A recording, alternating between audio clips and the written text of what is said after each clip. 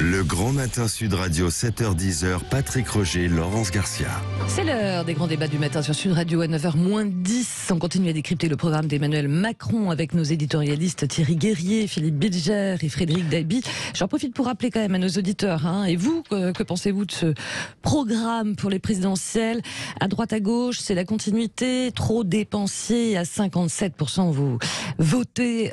Franchement, ça change pas grand-chose, c'est la continuité. La continuité dans le changement, ou le changement dans la continuité. Et trop dépensier aussi à 23%. Oui, avec Philippe Bilger. Philippe, vous êtes un spécialiste en fait de l'expression en fait orale. J'essaye en tout cas. Oui, non, mais bien sûr. Vous avez un institut, donc voilà.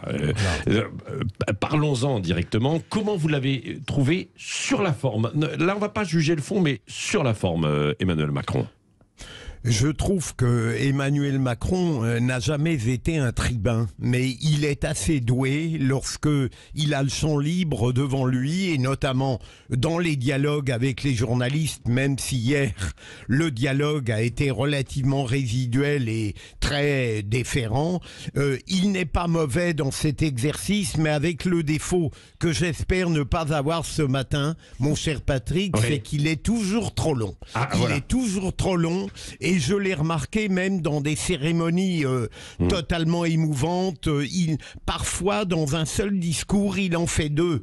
Il redonde, il surabonde, parce qu'il est tellement persuadé de devoir convaincre qu'il en rajoute. Mais ça n'est jamais médiocre, entendons-nous tout de même. Mais du coup, ça perd de son efficacité, quoi, aussi. Thierry Guerrier. Oui, c'est clair.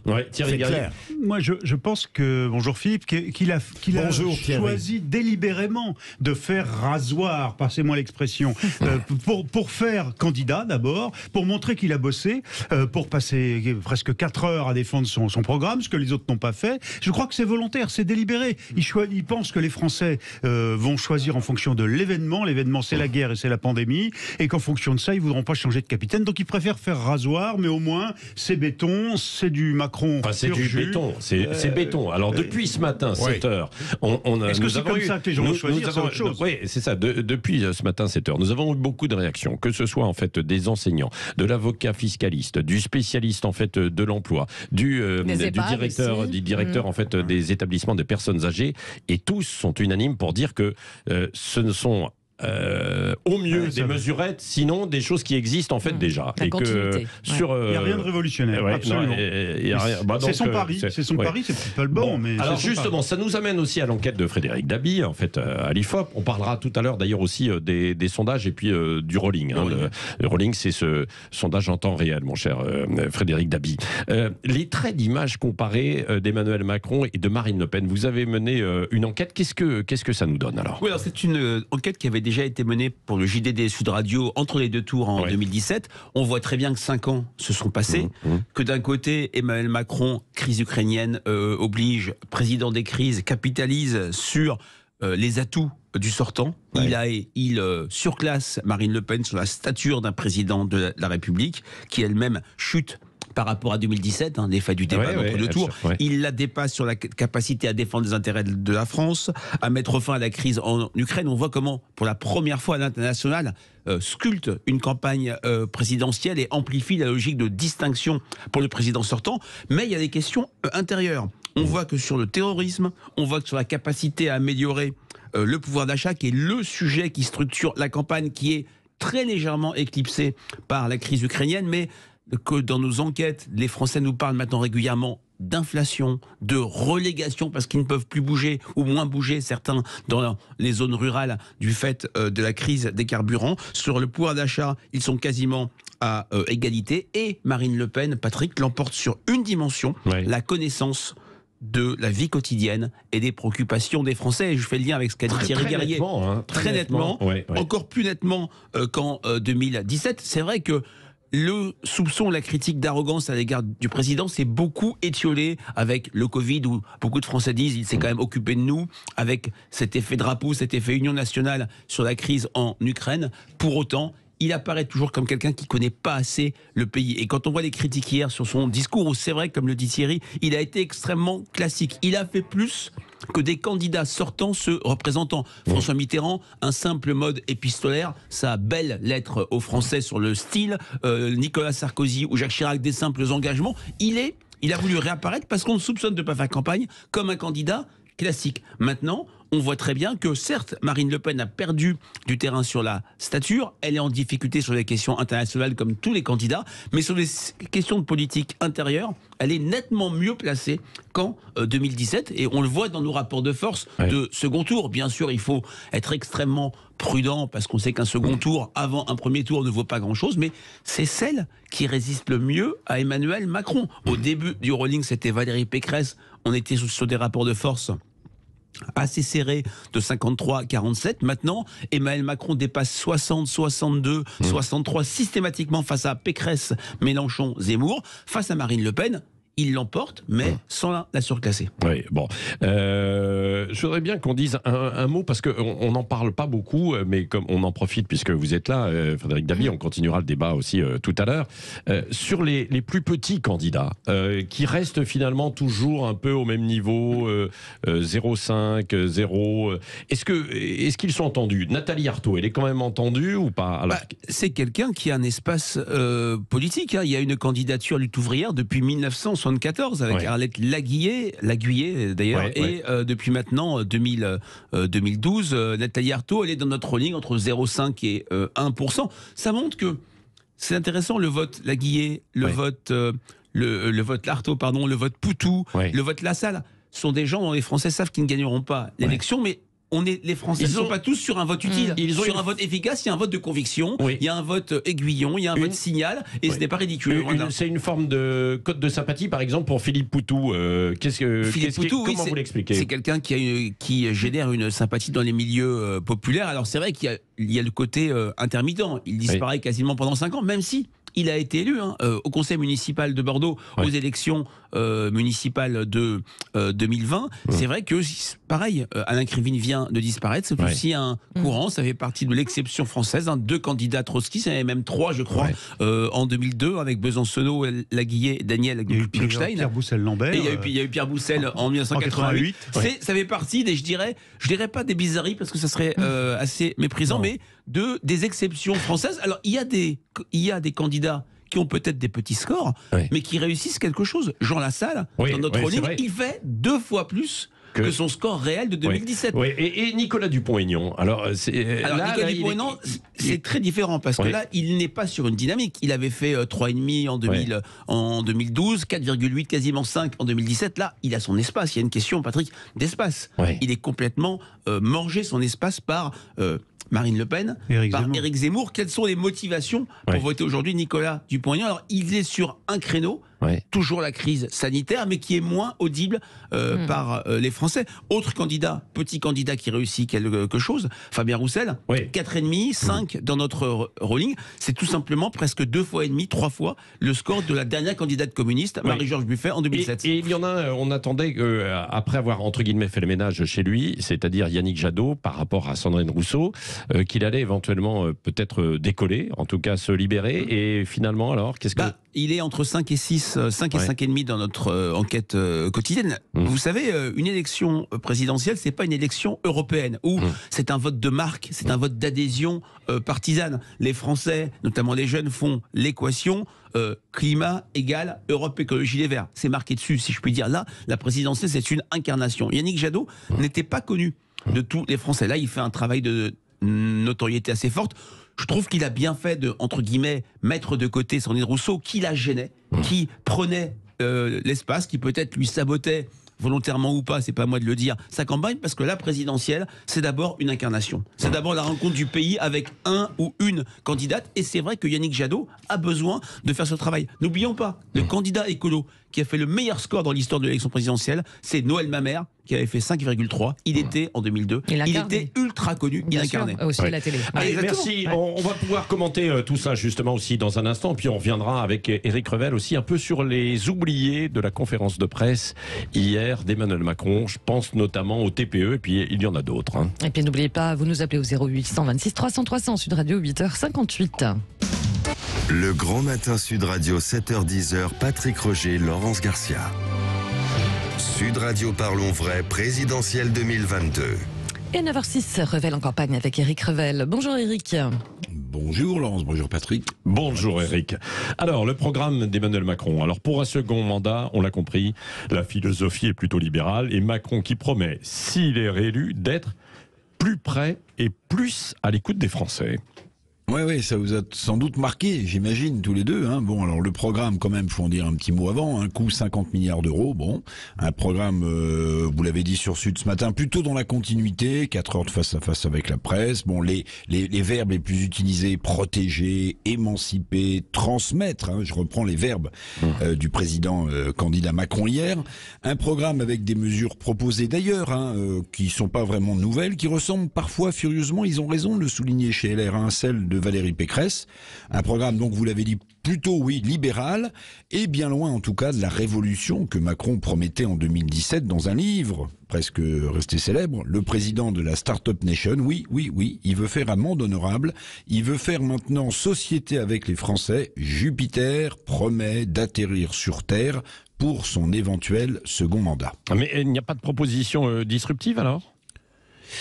Il y a beaucoup de continuité, dans le sens où le en même temps, le fameux en même temps, est toujours le fil rouge de la pensée et donc du projet Macron 2, projet libéral donc, mais en même temps socialisant et qui regarde un peu à gauche parce que c'est passé totalement inaperçu. Mais Macron a annoncé sa volonté, par exemple, de nationaliser EDF. Oui, nationaliser EDF, c'est-à-dire de racheter les 16% du capital de l'électricien qui appartiennent au privé, qui sont cotés en bourse. Nationaliser EDF. Macron l'a dit hier. Il promet un exercice du pouvoir donc moins vertical, une démocratie participative. Ça vous dit quelque chose ? C'est un concept qui avait fait naître Ségolène Royal. Et peut-être aussi un ministère des citoyens. Il promet de s'intéresser aux petits et de ne plus seulement louer et valoriser ceux qui réussissent, c'est ce qu'il a dit. Oui, s'intéresser aux petits, à ceux qui ne sont rien, pour reprendre sa fameuse formule incroyable de 2017, c'est ça. Bon, on verra. Dans son programme, est-ce qu'il propose quelque chose pour les TPE, les toutes petites entreprises ? Si on parle des petits et des petites entreprises, les TPE, donc, non, elles n'ont pas vraiment voix au chapitre dans le programme de Macron 2, 23 jours de l'élection présidentielle. Les 6 millions de TPE de moins de 10 salariés, les boulangers, les artisans, les coiffeurs, les commerces de proximité, visiblement ne sont pas dans le viseur du projet économique du candidat président Macron. Alors, un raté ou le symbole d'un président qui ne voit l'avenir de la France que dans les start-up. Je vais terminer comme ça, Patrick, c'est peut-être les deux en même temps.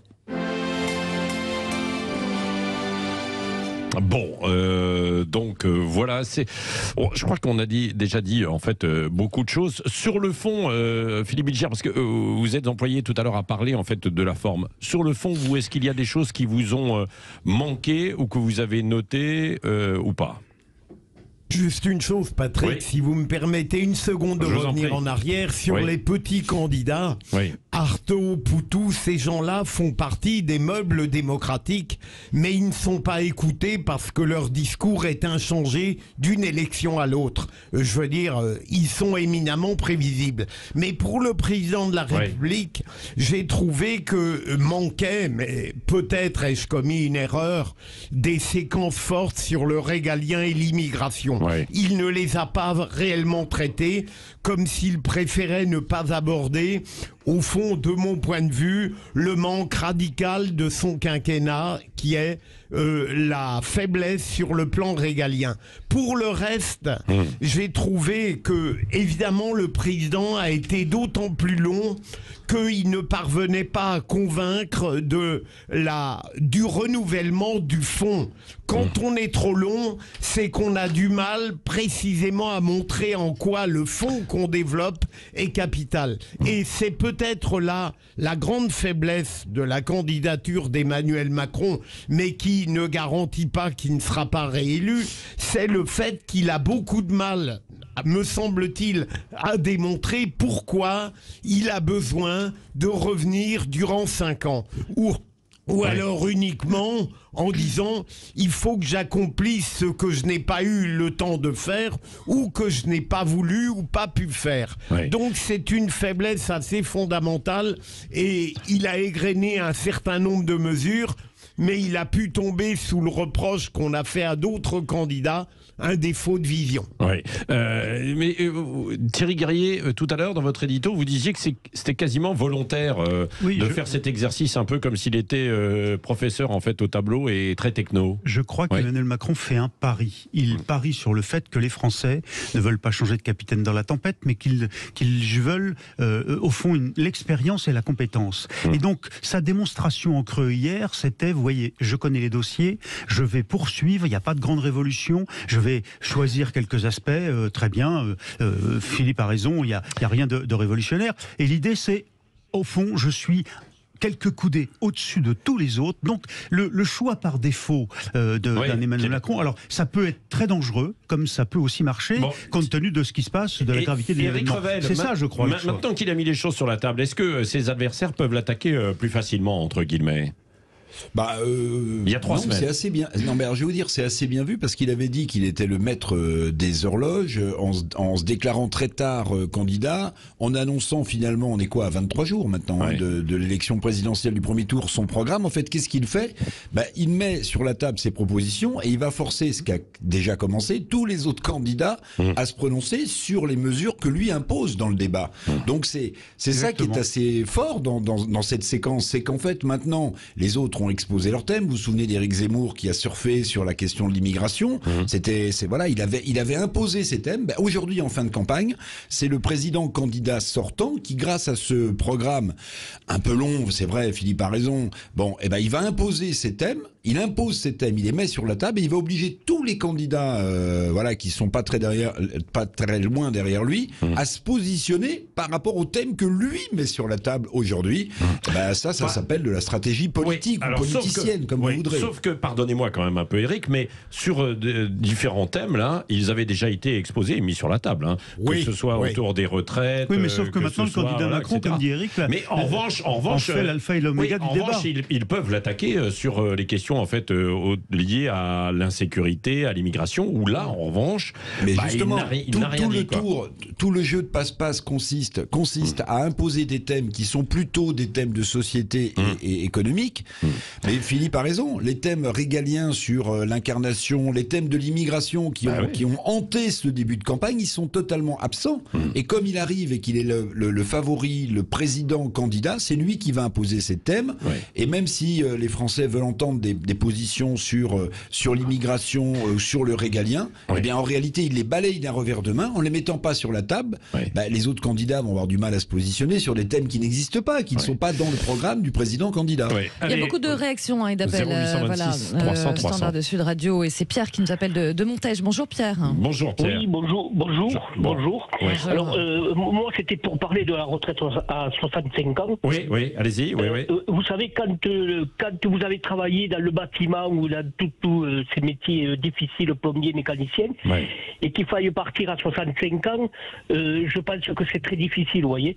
Et quand vous avez à 60 ans, quand vous devez monter sur des échafaudages avec des parpaings, des seaux et monter les murs, c'est dur. Alors, moi, et même sans monter en fait, parce que souvent on prend cet exemple qui est un peu caricatural, mais vous avez raison Pierre, mais faire par exemple de la peinture ou en fait la manutention ou même d'autres exercices. Moi je connais en fait beaucoup de gens qui travaillent en fait dans l'administration, qui au bout d'un certain temps, parce qu'ils tapent toujours sur un ordinateur, etc., ils ont énormément d'arthrose. C'est vrai, ça peut sembler un peu ridicule, on se dit c'est quand même moins pénible que d'autres, sauf que ça l'est, et qu'il y a énormément de gens qui sont concernés. Alors, oui, comme les chauffeurs routiers, etc. Bien sûr. Mais ce que je dis, vous savez, quand vous avez commencé de bonne heure, quand vous avez toutes vos annuités, eh bien, on devrait partir à 60 ans, point final. Quand on ne les a pas, eh bien on continue jusqu'à ce qu'on ne les ait pas. Mais partir déjà à 62 ans, quand on a dit tout ça, eh bien, et vous savez, c'est difficile. Et si on veut partir à 60 ans avec les annuités, nous avons une décote. Ça, ce n'est pas normal. Et quant à dire changer le nom de Pôle emploi, la France au travail, il faudrait que M. Macron sache que les Français travaillent déjà. Ouais. Vous voyez ? Alors, France au travail, ça veut dire quoi ? Ça veut dire que, comme vous ne travaillez pas, mais moi je vais vous mettre au travail. Alors je vais faire la France au travail. Bon. Non, mais c'est ridicule et c'est lamentable. Bon, et je vous conseille de réécouter la chronique de Jérôme Laverny sur ce sujet qui était notre invité tout à l'heure. Merci Pierre. Et alors, Pierre. Si vous voulez réagir sur les retraites, sur justement le fait qu'il n'ait pas parlé, par exemple, d'immigration et d'insécurité, moi je vous invite à nous appeler 0826 300 300, on en parle en fait dans un instant. Et avant cela, tout de même avec vous, Frédéric Dabi, pour conclure par rapport en fait aux études, est-ce que il reste 3 semaines. Il y a un écart qui est quand même assez considérable entre Emmanuel Macron, 30 à peu près, et ses poursuivants, Marine Le Pen, qui est à 17, 18, etc. dans le rolling. Et ensuite, c'est 12, 13 pour les autres, entre 11 et 13, 14. Est-ce que à 3 semaines, ça peut encore changer beaucoup, évoluer ou pas, ou, bien sûr, avec votre expérience? Prudence. Bien sûr, prudence absolue. Rien n'est joué, on est dans une campagne quand même complètement inédite, un quinquennat de crise qui a souvent rebalayé les cartes. Maintenant, 12 points d'avance pour le président sortant, on ne l'avait pas vu depuis François Mitterrand en 1988. Et c'est vrai qu'au-delà d'un événement qui pourrait se passer, la tonalité de la campagne qui reste sur cette logique de continuité. Est-ce qu'on change de capitaine au milieu d'une crise très anxiogène pour les Français, 92% il y a 15 jours dans un sondage IFOP fiducial pour Sud Radio, une balise sur la crise ukrainienne. Tout ça incite à être dans cette logique de continuité. Mais l'abstention pourrait être très forte parce que les Français considéreront qu'il n'y a pas de débat. Sans doute, et c'est un drame, le record du 21 avril 2002, les 28%, je ne vois pas comment il n'est pas battu. De l'autre, on peut faire payer à Emmanuel Macron des questions de politique intérieure, la question du pouvoir d'achat. D'ailleurs, hier, c'était drôle, il a peut-être pas beaucoup parlé d'insécurité et d'immigration, il a été son propre opposant ou son propre procureur sur les questions de santé et les questions d'éducation. Ça fait 5 ans qu'il est au pouvoir, l'autocritique. Ça peut être un moment où, si la crise ukrainienne, ça serait un truc que l'on pourrait souhaiter, baisse en termes d'intensité, le retour des sujets de préoccupation intérieure pourrait lui être préjudiciable, même si, sincèrement, l'avance est très nette et surtout, il a un socle électoral solidifié et des catégories de soutien qui votent plus que la moyenne. Bon, est-ce que ça peut encore changer? 0826 300 300, on se retrouve dans un instant. Oui, et puis vous laissez vos commentaires, bien sûr, sur notre compte Twitter, Sud Radio, 9h18. Le Grand Matin Sud Radio, 7h-10h, Patrick Roger, Laurence Garcia. Et avant de retrouver nos grands débats du matin, on va noter qu'à partir de 9h30 dans La Vérité en face, alors qu'aujourd'hui c'est le 60e anniversaire des accords d'Évian entre la France et l'Algérie, faut-il commémorer les accords d'Évian qui font toujours autant polémique? On en débattra notamment avec les journalistes historiens Henri-Christian Giraud et Jean Sévillia. Oui, qui sera notre invité donc tout à l'heure. Et puis vous aussi, vos réactions. Vos réactions comme d'ailleurs la suite du débat que l'on évoquait tout à l'heure avec, c'était Pierre qui était avec nous. Il y a un autre auditeur qui veut réagir aussi d'ailleurs sur ce sujet en fait des retraites. Ah non, il y a un petit souci. Il devait se stationner en fait sur le bas côté de la route pour tout vous dire. Et donc il y a peut-être une petite difficulté tout de même. Philippe Bilger, vous vouliez ajouter une petite précision. Oui, parce que j'ai écouté, comme toujours, avec beaucoup d'attention Frédéric Dabi. Mais je crois qu'il ne faut pas oublier peut-être que les intentions de vote très élevées d'Emmanuel Macron au premier tour se justifient peut-être par le fait que, en quelque sorte, il intègre déjà implicitement tout ce que le deuxième tour pourrait lui apporter. Et donc, je ne serais pas désespéré par l'écart très net aujourd'hui entre Emmanuel Macron et ceux qui le suivent. Ça ne veut pas dire, me semble-t-il, et d'ailleurs Frédéric Dabi n'a pas dit le contraire, que tout est plié. Oui, c'est vrai. Il ne faut pas... Non, mais bien, vous avez raison. Vous sentez que les choses peuvent bouger, vous, Éric Revel? Bon, il faut être... Allez, franchement, Éric. Je vous dis. Mais vous vous souvenez peut-être, moi je l'ai en tête, ce sondage, parce qu'on l'a revu récemment. Vous savez, le face-à-face Chirac-Jospin. Alors, de mémoire, Chirac, pour le premier tour, était crédité par les instituts de sondage de 24 points. Jospin de 22. Jean-Pierre Chevènement de mémoire de 12 ou de 13. Et Jean-Marie Le Pen de 8. et sa dynamique était donnée en baisse à ce moment-là. Et qu'est-ce qui s'est passé au second tour ? C'est Chirac qui a affronté Le Pen. Donc ça n'a pas été ni Jospin ni Chevènement qui étaient beaucoup plus haut dans les sondages. Donc très grande prudence. Maintenant, sur la réélection d'Emmanuel Macron, une majorité de Français semble le souhaiter, si on en croit les sondages.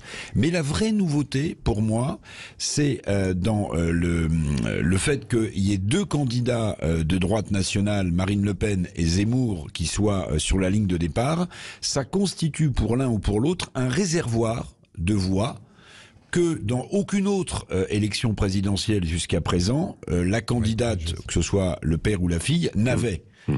Quand c'était Jean-Marie Le Pen ou Marine Le Pen, il n'avait pas de réservoir de voix. Aujourd'hui, il y a deux candidats de droite nationale, que certains appellent extrême, mais en tout cas, ça constitue un réservoir de voix, me semble-t-il. Donc je rejoins un peu l'analyse de Philippe Bilger, c'est-à-dire que, le premier tour, peut-être que Macron va faire, dès le premier tour, le plein des voix qu'il est capable de faire, et puis on verra ce qui se passe au second. D'ailleurs, ce qui serait peut-être intéressant dans les sondages, c'est qu'on voit, en testant des possibilités, en fonction des candidats, quels sont les reports de voix pour Emmanuel Macron sur un second tour, pour Marine Le Pen sur un second tour, pour Jean-Luc Mélenchon qui bénéficie d'une dynamique en ce moment sur un second tour. Ce serait intéressant de voir comment les Français voteraient un second tour en fonction des candidats qui y seraient. Je suis assez d'accord avec Philippe et avec Éric. Il y a deux risques pour Emmanuel Macron.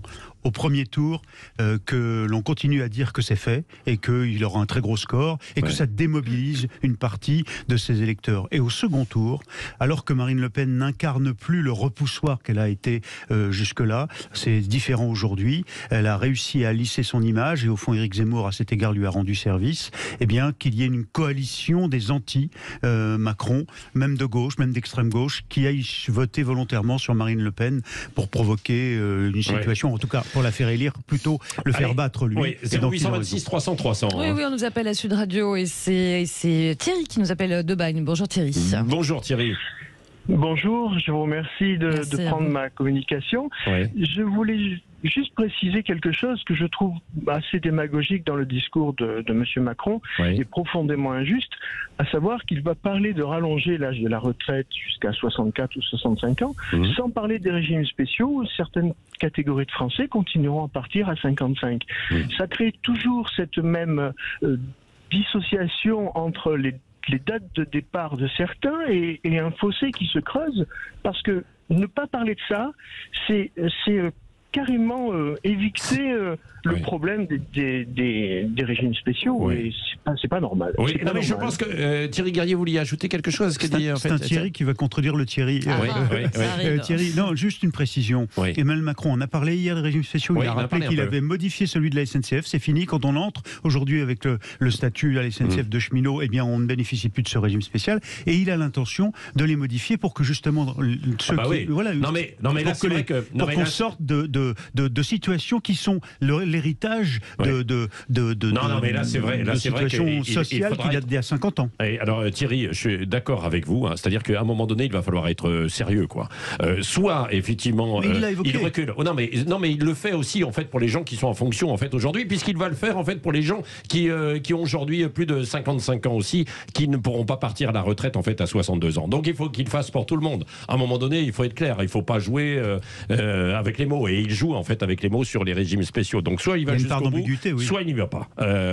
Mais après c'est à vous de choisir et de voter bien sûr pour Emmanuel Macron ou pour d'autres candidats. En tout cas, regardez bien les programmes tout de même. Moi, c'est ce que je vous conseille de faire, de regarder en fait les programmes, de comparer, de voir, parce que bien souvent il y a l'incarnation aussi par une personnalité, mais il y a ce qu'il y a derrière dans les contenus, et ça c'est particulièrement important. Par exemple, ce matin, on a décrypté tout ce qui a été annoncé par Emmanuel Macron. Pas tout. Non, j'exagère. Pas tout. Mais beaucoup de choses, santé, en fait. Et on s'est aperçu que tout ça existait déjà, plus ou moins, que ce n'était pas mis en application, ou que ça ne correspondait pas, en fait, aux attentes. Donc, il faut regarder, parce que derrière les paroles et les beaux discours, il y a aussi la réalité des choses. Merci. En tout cas, c'était la carte blanche de Patrick Roger. Non, mais tous les jours, je vous apporte. Je suis neutre, mais simplement, je vous dis, en fait, bien sûr, quand même de tout regarder, avec attention. Bien compris. Parce que c'est particulièrement en fait important. Merci Philippe Bilger, Éric Revel, Thierry Guerrier et vous Thierry, Pierre et tous les autres auditeurs. Dans un instant, souvenez-vous, on va parler en fait de ça. Écoutez bien. Ah bah voilà, sauf que John, général de Gaulle qui aurait dû venir. Il ne suit plus, oui. Voilà. Le 18 mars 1962, les accords sont signés. 7 ans de guerre se terminent par une seule possibilité, l'avènement d'une Algérie souveraine et indépendante. Le cessez-le-feu entrera en vigueur demain à partir de 12 heures. C'était il y a 60 ans. Faut-il ou pas commémorer les accords d'Évian? On en débat tout à l'heure avec les journalistes historiens Henri-Christian Giraud, Jean Sévilla. Et bien sûr, n'hésitez pas à réagir au 0826 300 300 Sud Radio. Il est presque 9h30.